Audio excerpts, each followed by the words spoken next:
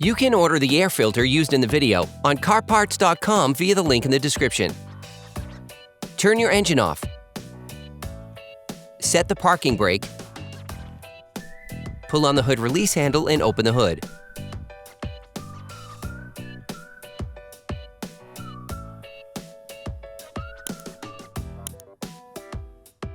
You should now be able to easily see the airbox to change the filter.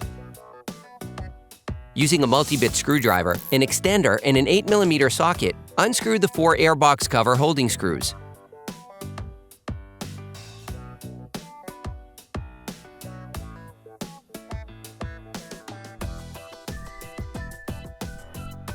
Hey, it's Alex from CarParts.com. If you enjoy this video and want to support us, like, comment, and subscribe. Okay, back to work. Lift the flange. Take out the air filter.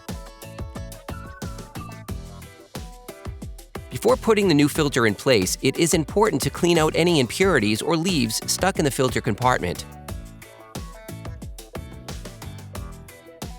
You can order the air filter used in the video on CarParts.com via the link in the description. Take the new filter. You can now put the new filter in place.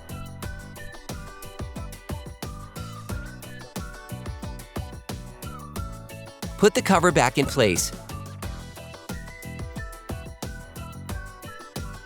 For great content, our best price, and fast shipping, download the CarParts.com app now. Then, screw the 4 retaining screws back in.